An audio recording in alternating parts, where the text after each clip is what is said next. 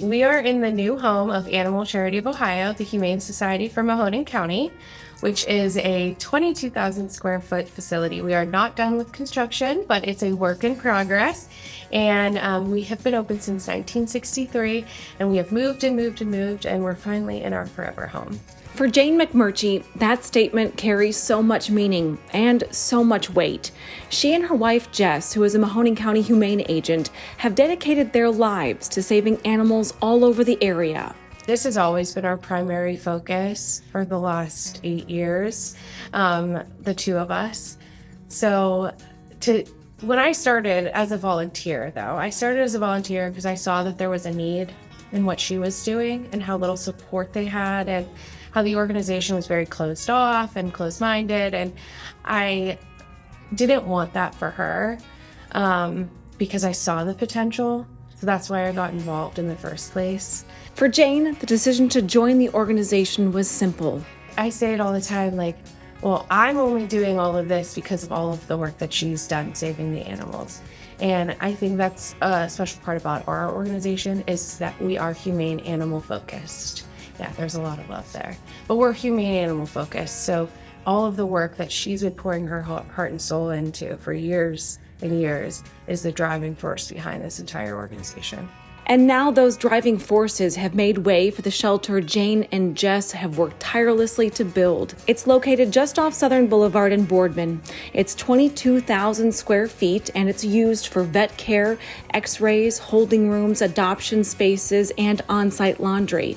And without incredible staff and incredible volunteers, these little guys and gals may not feel the love they deserve. Our volunteers are amazing. We have a lot of senior citizen volunteers that come and sit in our comfort rooms with our animals, as well as our dog walkers and our dish cleaners and our laundry doers.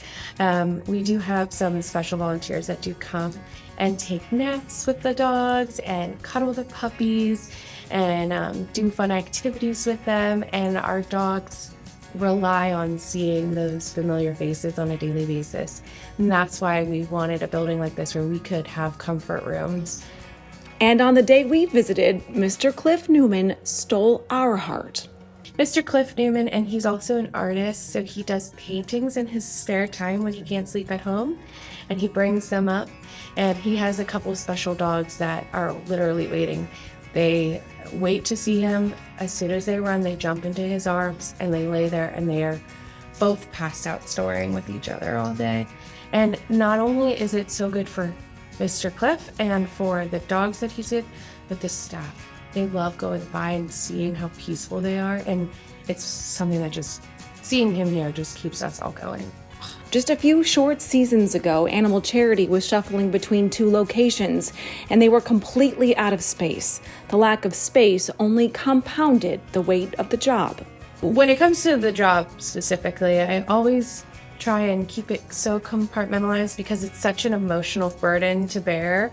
So I try and rely on my training and just keep it buttoned up so I can continue on. But I always have a moment when I come in here and I see all the staff together, I see all the animals together finally in one building where, you know, I did it all because one, it needed to be done, but so that way our staff and our animals could all be under one building, because it felt so separated and we always felt so isolated and so inefficient. And I feel like we're finally home. It's crazy. And if you're watching this thinking, how can I help? Jane will help guide your path. Every month we are inviting people into our volunteer class. It's the first Monday of every month. They come, they do an orientation, and they do a tour. So we're trying really hard to really expand our volunteer program. And then we're also going to be starting all of our committees. So our fundraising and events committee, we have our senior citizens committee. We have a mental health and wellness committee for our staff. To really emphasize the importance of compassion fatigue and taking care of yourself. I strongly believe that as a leader in this organization, it's very important for me to lead by example, but also to give our staff tools to take care of their mental health.